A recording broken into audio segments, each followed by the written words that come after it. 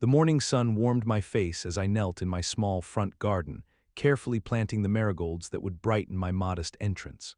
Pinewood Estates had been my home for just 8 months, but this two-bedroom house already meant everything to me. After losing my wife Janet to cancer last year, this place represented my fresh start, a chance to rebuild something resembling a normal life. I sat back on my heels and surveyed my handiwork with quiet satisfaction. The garden was coming along nicely, not extravagant or showy, but neat and well-maintained, just like everything else about my property. My lawn was regularly mowed, my trash bins promptly retrieved, my holiday decorations always tasteful and removed on schedule. I took pride in being a good neighbor. Mrs. Henderson from across the street waved as she collected her newspaper. "Looking good, Robert," she called. I waved back, grateful for the small connection. Making friends did not come easily to me after decades in construction where I worked mostly alone, but here in Pinewood, people seemed friendly enough. I noticed a white envelope tucked into my mailbox, probably another HOA newsletter. I receive them regularly, but rarely read them thoroughly. The occasional reminder about trash collection schedules or community pool rules seemed harmless enough. The Homeowners Association appeared to keep the neighborhood pristine without being overbearing. The $350 quarterly dues seemed a reasonable price for such well-maintained common areas and the security it provided. What most of my neighbors did not know about me was my weekend life. Every Saturday, I met with the Steel Veterans, a motorcycle club composed mostly of former military personnel, though we welcomed others who shared our values of service and brotherhood. I had joined after returning from my second tour in Afghanistan, finding in their camaraderie something that helped ease the transition back to civilian life. Janet had loved riding on the back of my Harley, her arms wrapped tightly around my waist as we thundered down country roads. The club had become even more important after her passing. These were not just riding companions but true friends who checked on me, helped me move into my new home, and gave me purpose through our charity work.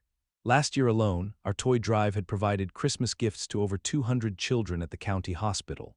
We might look intimidating in our leather vests, but we were far from the criminal biker gang stereotype portrayed in movies. I finished my gardening and washed my hands at the outdoor spigot before retrieving the envelope from my mailbox. The official HOA logo was stamped in the corner, but this looked different from the usual newsletter. Heavier paper, certified mail sticker. My heartbeat quickened slightly as I opened it at my kitchen table. Notice of violation blazed across the top in bold red letters. Below was a list of supposed infractions: unauthorized landscape modifications, improper waste disposal, unapproved exterior features. The fine printed at the bottom made me gasp: $750 due within 15 days with an additional $50 per day for continuing violations. I stared at the paper in complete bewilderment. What unauthorized landscaping? The marigolds, my waste bins were always properly stored. What unapproved exterior features could they possibly mean? Attached was a grainy photo of my property that showed nothing obvious. It made no sense. This had to be a mistake. I would simply call the HOA office and clear this up. But as I pulled out my phone, a chill ran through me when I saw the final line of the notice. Failure to remedy these violations may result in additional fines, property liens, or eventual eviction proceedings. Eviction for marigolds and phantom violations. I looked around at my small, peaceful home, the only stability I had left. This was not just a notice. This was the first tremor of an earthquake about to devastate my peaceful existence. The violations did not stop, far from it. Within 3 weeks, 5 more notices arrived, each more absurd than the last. My mailbox was apparently 2 inches taller than regulation height, though it had come with the house. The American flag I displayed was acceptable, but the bracket holding it was not an approved design. Even the bird feeder in my backyard, violated some obscure section of the community guidelines about attracting wildlife. Each notice carried another fine: $500, $350, $600. By the 3rd week, I had accumulated over $3,000 in penalties, with daily increases for continuing noncompliance. No matter how many voicemails I left at the HOA office, no one returned my calls. I decided to attend the monthly HOA meeting at the community center. Surely face-to-face communication would resolve this cascade of violations. I arrived early, taking a seat near the front where I could not be ignored. Other homeowners filtered their expressions ranging from bored to anxious. Few made eye contact with me. The meeting began precisely at 7:00 p.m. when Victoria Harrington swept into the room. I had seen her before, driving her white Mercedes around the neighborhood, but never up close. Her gray hair was styled in an immaculate bob that did not move when she turned her head. Her cream-colored pantsuit probably cost more than my monthly mortgage payment. 4 people, 3 men and 1 woman, flanked her like bodyguards as she took her seat at the center of the long table. "Welcome to the April meeting of the Pinewood Estates Homeowners Association," Victoria announced, her voice carrying the practiced precision of someone accustomed to being obeyed. "First, let us address any resident concerns." I raised my hand immediately. Victoria's eyes passed over me as if I were invisible. She called on someone behind me, then another person, acknowledging trivial issues about pool maintenance and street parking. When no other hands remained raised, she finally nodded in my direction. "Yes, the gentleman in the blue shirt." I stood, clutching my folder of violation notices. "My name is Robert Mitchell. I moved in 8 months ago on Oakwood Drive. I have received multiple violation notices that seem—" "Ah, Mr. Mitchell," Victoria interrupted, her smile not reaching her eyes. "Your property has been the subject of several compliance discussions. The Enforcement Committee has documented numerous violations that remain unaddressed." "That is what I am trying to discuss," I said, fighting to keep my voice level. "These violations seem excessive and in some cases completely fabricated. I have photos showing." Victoria cut me off again. "The Enforcement Committee uses standardized documentation procedures that have been legally validated. If you wish to appeal, you may submit Form HOA 27B with a $150 processing fee for each violation." One of her committee members, a thin man with wire-rimmed glasses, leaned forward. "Perhaps Mr. Mitchell is unaware that architectural and landscape changes require pre-approval via Form HOA 15. "I planted flowers," I said, my frustration mounting. "Standard marigolds. Non-native species require special approval," another committee member added smugly. I looked around the room for support but found only averted gazes. One elderly woman gave me a sympathetic look but quickly focused on her lap when Victoria glanced her way. The meeting moved on to other business. My concerns remained unaddressed. I left feeling defeated but determined to comply if only to stop the financial bleeding. That weekend, I canceled my ride with the Steel Veterans and spent 2 full days repainting my entire house exterior with HOA-approved paint purchased at 3 times the normal cost from their authorized vendor. The following Tuesday, another violation notice appeared: paint sheen not matching approved finish semi-gloss used instead of satin finish. Fine, $850. My bank account dwindled as I paid fine after fine, making each correction exactly as specified. Yet new violations always followed. I began photographing everything: my mailbox after lowering it, my newly planted HOA-approved shrubs, the removal of my bird feeder. None of it mattered. The violations continued. It was Mrs. Henderson who finally explained it all. She caught me as I was checking my mailbox, glancing nervously over her shoulder before approaching. "Robert, I should not be telling you this," she whispered, "but Victoria has had it out for motorcyclists for years. Her husband was driving when a motorcycle backfired near their car. He swerved and crashed into a tree. He recovered, but she has hated motorcycles ever since. She tried to ban them from the neighborhood entirely last year but could not get enough votes. When she saw your Harley—" Mrs. Henderson did not need to finish. Everything suddenly made perfect sense. This was not random harassment. This was targeted destruction, and I was merely the latest victim of Victoria Harrington's personal vendetta. The community pool sat empty despite the warm spring afternoon. 2 months ago I might have been there, chatting with neighbors, perhaps inviting a few over for a barbecue afterward. Now people crossed the street when they saw me coming. Whispers followed me at the local grocery store. I had become a pariah, the troublemaker who dared challenge the HOA. My social isolation was painful, but the financial devastation was becoming catastrophic. 6 months of savings had evaporated paying for corrections and fines. Each paycheck from my construction job disappeared almost immediately into the black hole of HOA penalties. I had begun skipping meals to conserve funds. The garage that once housed my beloved Harley-Davidson now contained stacks of HOA guidelines, legal documents, and rejection notices. The motorcycle itself sat covered with a tarp, collecting dust.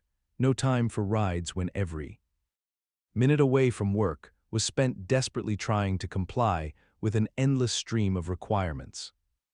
I had consulted an attorney, spending $400 I could ill afford for a 30-minute consultation that yielded devastating news. HOAs wield extraordinary power, Mr. Mitchell, the lawyer explained, his expression sympathetic but his words merciless. The courts generally defer to their authority. Fighting this would require extensive documentation, multiple hearings, and legal fees starting around $15,000 with no guarantee of success. When I asked about the obvious targeting and harassment, he shrugged. Proving selective enforcement is extremely difficult unless you have internal documents showing intent. Do you have any board members willing to testify on your behalf? I did not. Victoria's iron grip on the community ensured complete loyalty, or at least complete fear, from her enforcement committee. Sleep became an elusive luxury.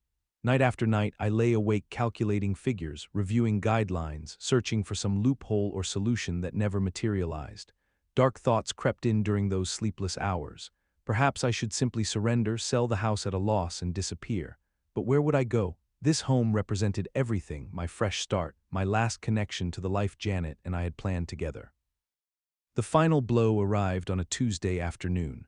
Rain pelted the windows as I drove home from a particularly grueling workday. My shoulders ached from hauling lumber, and my head throbbed with fatigue. All I wanted was a hot shower and a few hours of rest before tackling the latest HOA correction demands. Instead, I found an official notice taped to my front door. The plastic covering protecting it from the rain crinkled as I ripped it away. Bold red letters proclaimed, "Eviction proceedings initiated." The document stated that due to continued and willful noncompliance with community standards and non-payment of accumulated fines, the HOA was exercising its right to begin eviction. I had 30 days to vacate the premises or face legal removal. My legs nearly gave out beneath me. I stumbled inside, dripping rainwater on the floor that I had meticulously maintained to their standards. At the kitchen table, I collapsed into a chair, surrounded by stacks of violation notices and empty bank statements. This could not be happening, not after everything I had done to comply, not after every dollar spent, every modification made, every apology offered. They were actually going to take my home. My gaze drifted to the refrigerator where a single photo was held by a magnet, the steel veterans at last year's charity ride. 30 men and women in leather vests standing proudly before the children's hospital, their motorcycles gleaming in the sun. Arms thrown around shoulders, smiles on every face. Family. I had not seen them in weeks. Pride had kept me away, embarrassment at my situation preventing me from reaching out. The steel veterans had a code. We solve our own problems. We do not burden others with our troubles. But as I stared at that photo, something shifted inside me. This was not just about me anymore. This was about justice, about standing up to bullies.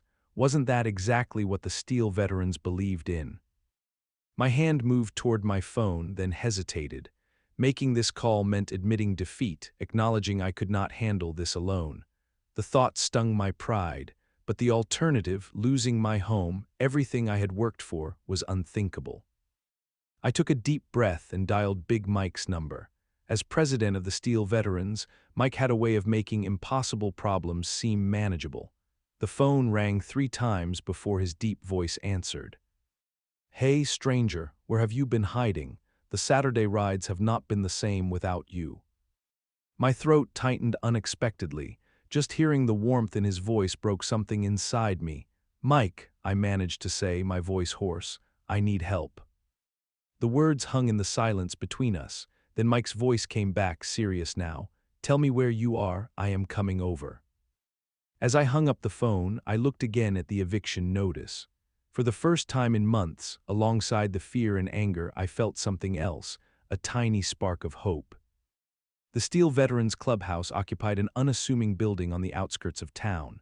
To passers-by, it looked like any other small business, neat, well-maintained, with a simple sign bearing our logo. Inside, however, was a sanctuary of brotherhood and purpose. Vintage motorcycles and memorabilia lined the walls. Framed photos documented decades of charity rides and community service. Tonight, the usual casual atmosphere had transformed into something different. 30 members sat in grim silence as I finished recounting my months of HOA harassment. I had shown them everything, every violation notice, every bank statement, every photo of my increasingly desperate compliance F. Forts, finally, I placed the eviction notice in the center of the long table. The silence that followed was absolute. Then Big Mike slammed his fist down so hard that coffee mugs jumped. "This ends now," he growled, his voice vibrating with controlled fury. His massive frame, 6'4" of former Marine, seemed to expand with righteous anger. "No one does this to one of our own." Around the table, I saw heads nodding in agreement. These were not the stereotypical bikers of popular imagination. These were professionals, skilled workers, veterans, people who understood the value of community and the importance of standing against injustice. Sarah Collins, a paralegal at Harrison and Winters law firm, was already examining my documents with a critical eye. Her perfectly manicured nails contrasted with the Steel Veterans vest she wore so proudly on weekends. "Mike, there are at least 6 violations of state law in how they have conducted these enforcement actions," Sarah said, making notes on a legal pad. "Selective enforcement, improper notice periods, non-standardized fine structures. This is a textbook case of HOA overreach." James Townsend, our treasurer who also worked at City Hall in the zoning department, leaned forward. "I pulled some records today after Robert called.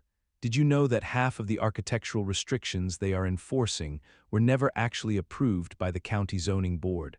They are essentially making up rules and enforcing them without proper authority." "The financial angle stinks too," added Elena Rodriguez, an accountant who rode a custom Indian Scout. "These fines are being processed through a management company owned by, guess who, Victoria Harrington's son-in-law. The conflict of interest alone is enough to trigger an audit." For the first time in months, I felt something beyond despair. These people, my people, were bringing professional expertise to bear on my behalf. While I had been drowning in paperwork and isolation, they had the skills and knowledge to fight back. The meeting transformed into a strategic planning session. The clubhouse whiteboard soon filled with action items, timelines, and responsibilities. This was not a plan of intimidation or violence, but of legal precision and community solidarity. The Steel Veterans had always been about protecting their own, about standing together against bullies of all kinds. "We need legal representation," Big Mike said, pacing the room. "Someone not afraid to take on an HOA." "My firm will not touch it, too many conflicts with development clients," Sarah admitted. "But I know someone." Marjorie Wu specialized in homeowner rights before opening her own practice. She hates HOAs with a passion. "I can pull all the public records on Pinewood Estates," James offered. "Every variance request, every board meeting minute, every financial disclosure. If there are skeletons, we will find them." Doc Peterson, who had been quietly listening, raised his hand. The retired Army medic rarely spoke at meetings, making his words count.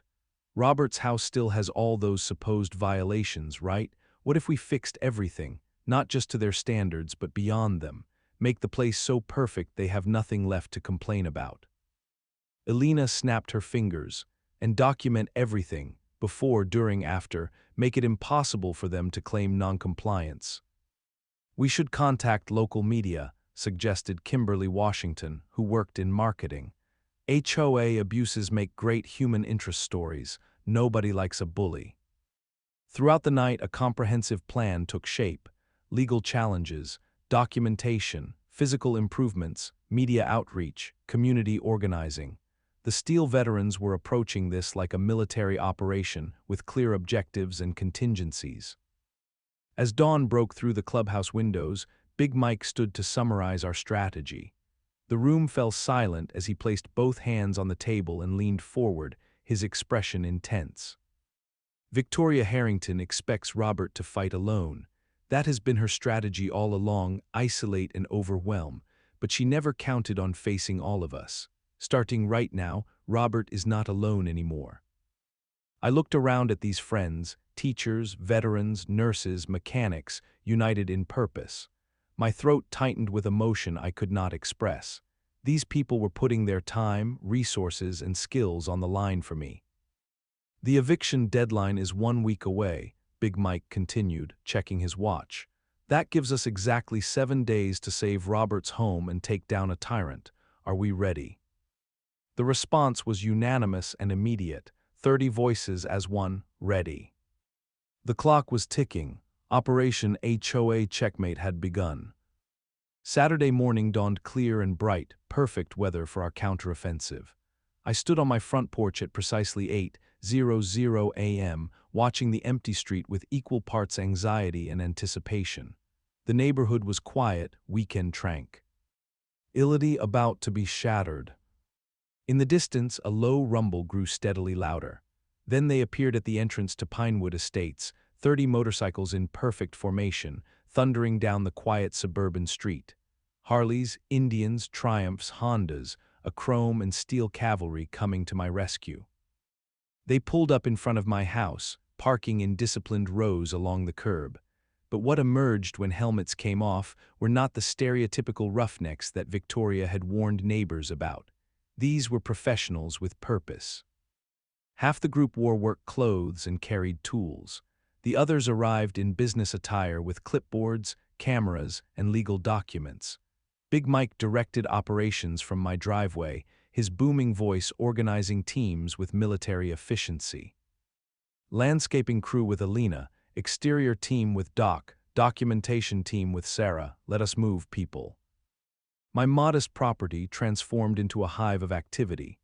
The Steel veterans attacked my supposed violations with the same dedication they brought to everything they did. James had obtained copies of the actual HOA bylaws, not the selectively edited version that had been used against me. "This is madness," muttered Doc as he measured my mailbox. "The actual regulation is 42 inches, and yours is 41. They find you for being too tall when you are actually an inch too short according to their own rules." Elena led a team replanting my garden beds with flowers that not only complied with HOA rules, but were specifically listed as recommended species in the community guidelines. Others repainted trim, replaced light fixtures, and power washed the driveway. Sarah and her documentation team photographed everything before, during, and after each correction. Each image was time-stamped and logged with notes referencing specific HOA regulations. Nothing was left to chance or interpretation. "We need to be surgical about this," Sarah instructed. "Document every nail, every paint stroke, every plant. Create a record so comprehensive that challenging it would be impossible." While physical improvements progressed, another battle was being waged on the legal front. Marjorie Wu, the attorney Sarah had recommended, arrived mid-morning. The diminutive lawyer might have looked out of place among the Steel veterans, but her reputation was formidable. "I filed emergency injunctions against the eviction proceedings this morning," Marjorie informed me as we reviewed documents at my kitchen table. "Their process violated 6 different state statutes. The judge granted a temporary stay until a formal hearing next week." "Will that be enough time?" I asked anxiously. Marjorie's smile was predatory. "Time is now on our side, not theirs. Every day gives us more opportunity to document their abuses. I also submitted public records requests for all HOA financial transactions for the past 3 years. If Victoria has been channeling fines through her son-in-law's company as Alina suspects, we will find it." Outside, a local news van pulled up across the street. James had contacted his friend at Channel 7, pitching a story about HOA corruption targeting veterans and community servants. The reporter looked skeptical until she saw the documentation Sarah provided, dozens of violation notices for increasingly absurd infractions, all targeting one homeowner who happened to ride a motorcycle. By noon, the neighborhood had awakened to the spectacle. Curtains twitched as curious residents observed the transformation. A few brave souls ventured out, asking questions, expressing surprise at the professionalism of the operation. Mrs. Henderson brought coffee and homemade cookies. "I should have spoken up sooner," she told me, regret evident in her voice. "We all should have. Victoria has ruled through fear for too long." The true game changer came at precisely 1:17 p.m. A white Mercedes screeched to a halt in front of my house.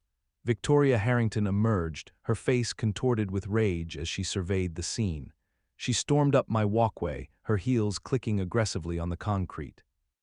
"What is the meaning of this?" she demanded, her voice shrill enough to cut glass. "This gathering violates multiple community restrictions on visitor parking and noise." Big Mike stepped forward, positioning himself between Victoria and me. His voice remained remarkably calm. "Good afternoon, Mrs. Harrington. We are simply helping a homeowner address compliance issues that your office has identified. Every vehicle is legally parked, and all work complies with noise ordinances." Victoria's eyes bulged as she recognized her own words and regulations being thrown back at her. "You have no authority to make these changes without pre-approval. This is another violation." Sarah approached, legal pad in hand. "Actually, Mrs. Harrington, Section 5.3 of the bylaws specifically states that maintenance and repairs to restore property to original condition or to comply with previous cited violations do not require pre-approval. We have documented that every action taken today falls under that provision." Victoria's face flushed crimson. "I am calling security right now. This is an invasion." "By all means," Marjorie Wu interjected smoothly, extending her business card. "While you do that, perhaps you can explain to them why you have been enforcing architectural guidelines that were never approved by the county zoning board. I have the official records right here." For a moment, Victoria stood speechless, her carefully constructed facade of authority cracking visibly. Then she retreated to her car, phone pressed to her ear. By sundown, the transformation was complete.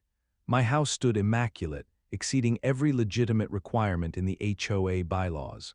Documentation filled 3 binders, before and after photos, receipts, reference to specific regulations, time-stamped logs of all work performed. The story ran on the evening news. Local heroes rally around homeowner facing suspicious eviction. The segment showed interviews with Steel Veterans members about our charity work, followed by pointed questions about selective HOA enforcement. Victoria's response came that night. Private security guards appeared at street corners, their vehicles marked with neighborhood safety patrol. Their presence was ostensibly to protect community property, but their focus was clearly my house and the Steel Veterans members who remained. "She is escalating," James observed as we watched from my living room window, "but we anticipated this." Our legal team had already filed harassment complaints with the county sheriff. The security guards could observe but not interfere without cause. They were an intimidation tactic, nothing more. As night fell, several Steel Veterans departed while others set up a rotation to stay with me. The neighborhood watched in fascination as David found his slingshot against Goliath. For the first time in months, I slept soundly, knowing I was no longer fighting alone. The Pinewood Estates Community Center had never been so packed. Residents filled every chair, lined the walls, and spilled into the hallway. An emergency HOA meeting had been called to address recent disturbances and compliance issues. Transparent code for Victoria's plan to formalize my eviction despite the legal injunction. Victoria and her enforcement committee sat at the elevated board table at the front of the room. 2 security guards flanked them, their expressions impassive. Victoria called the meeting to order with 3 sharp raps of her gavel, her voice carrying across the hushed room with practiced authority. "Thank you all for coming on such short notice. We face a serious situation requiring immediate community action. As you may be aware, certain elements have been attempting to circumvent our established procedures and undermine the standards that make Pinewood Estates desirable. I sat in the front row, dressed in a suit and tie rather than my usual work clothes. Beside me, Marjorie Wu reviewed her notes. We had prepared extensively for this moment. The rest of the Steel veterans were conspicuously absent by design. Victoria continued her carefully crafted narrative, painting herself as the defender of property values and community standards. She never mentioned me by name, but referred repeatedly to problematic residents and outside agitators threatening our way of life. As she built toward her conclusion, undoubtedly a motion to proceed with my eviction despite the court stay, the double doors at the back of the room swung open with perfect timing. The Steel veterans entered in complete silence. No leather jackets tonight, no motorcycle boots. They wore suits, ties, professional dresses. They carried folders, not weapons. They filed in with quiet dignity, filling the back of the room. Victoria faltered mid-sentence, her eyes widening at this unexpected development. The script she had carefully prepared was suddenly useless. When she finally regained her composure, her voice had gained a brittle edge. As I was saying, we must vote tonight on. Point of order, Madam President. I stood, my voice steady despite my pounding heart. According to HOA bylaws, residents have the right to address the board before any vote affecting their property. Victoria's lips thinned to a bloodless line. Very well, you have 3 minutes. I approached the microphone positioned at the center of the room. Months of frustration, fear, and isolation had prepared me for this moment. I did not waste time on accusations or anger. Instead, I simply told my story, plainly, honestly, chronologically. I described my arrival at Pinewood Estates, my efforts to be a good neighbor, the beginning of the violations, my attempts to comply, the escalating fines, and finally, the eviction notice. I did not raise my voice or make accusations. I simply presented facts. When my 3 minutes ended, I thanked the assembly and returned to my seat.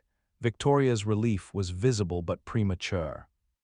Next speaker, Marjorie announced, approaching the microphone. This is not a public forum, Victoria objected. Only homeowners may address the board. I represent Mr. Mitchell in legal matters related to his property, Marjorie responded smoothly.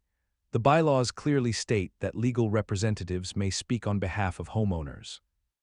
For the next 5 minutes, Marjorie methodically outlined the legal violations in the HOA's enforcement actions. She presented documentation showing selective enforcement targeting my property. She distributed copies of county records proving that many architectural restrictions being enforced had never received required county approval. Sarah followed with evidence of procedural violations in how fines were assessed and noticed.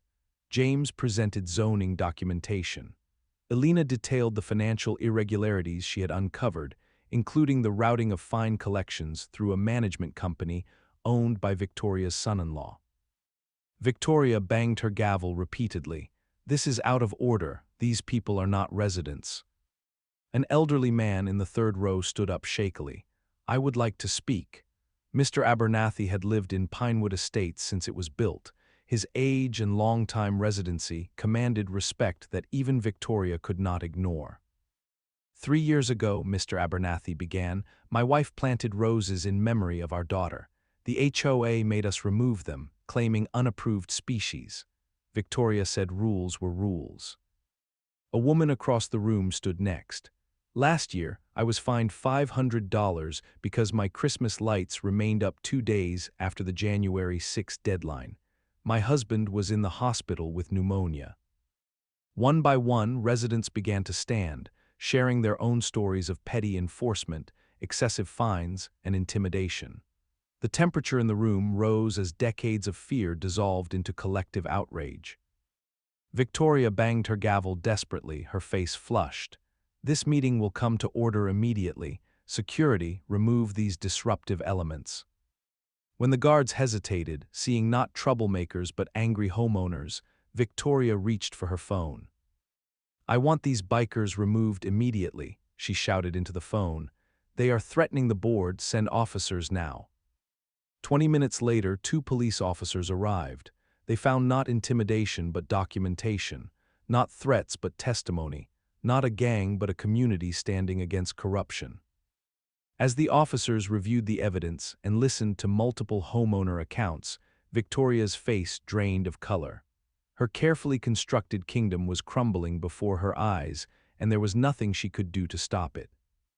Spring yielded to summer, summer to fall. The trees in Pinewood Estates transformed from vibrant green to brilliant gold and crimson. Nature's cycle continued undisturbed, a reminder that even the most dramatic human conflicts are temporary against the backdrop of time. Justice, when it finally arrived, came not as a single thunderclap, but as a series of deliberate steps. Victoria Harrington resigned from the HOA board 1 week after the emergency meeting, citing health concerns. An interim board, elected by emergency vote, immediately suspended all pending fines and enforcement actions pending review. The financial audit that followed revealed what many had suspected: years of mismanagement and self-dealing. Nearly 40% of collected fines had been channeled through companies connected to Victoria or her family members. The management company owned by her son-in-law had charged exorbitant processing fees for every transaction. Criminal charges followed. Victoria and 2 enforcement committee members now faced prosecution for embezzlement and fraud.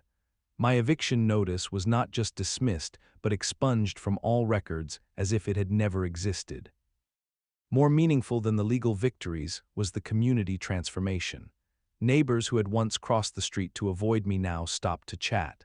Mrs. Henderson became a regular visitor, bringing homemade bread and catching me up on neighborhood news. Mr. Abernathy replanted his memorial roses without fear of reprisal. My garage, once my solitary refuge, became a gathering place. Neighbors stopped by to share stories over coffee. Some confessed their shame at remaining silent during Victoria's reign. "We were all afraid of becoming the next target," Mr. Abernathy explained. "You showed us the cost of that fear." The new HOA leadership, democratically elected with record turnout, approached governance with a completely different philosophy. The focus shifted from restriction enforcement to community building.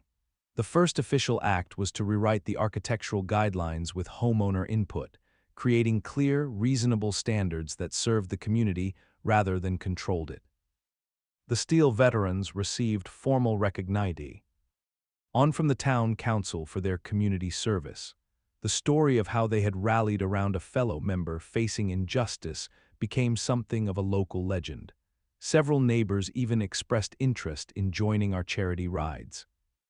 6 months after that fateful eviction notice appeared on my door, we organized the annual Children's Hospital charity ride. This year, instead of departing from our clubhouse, we gathered in Pinewood Estates. 30 motorcycles gleamed in the autumn sunlight as riders prepared for departure. What made this particular morning special was our escort. Children from the neighborhood sat on front lawns with handmade signs, "Thank you Steel Veterans," and "Heroes Ride."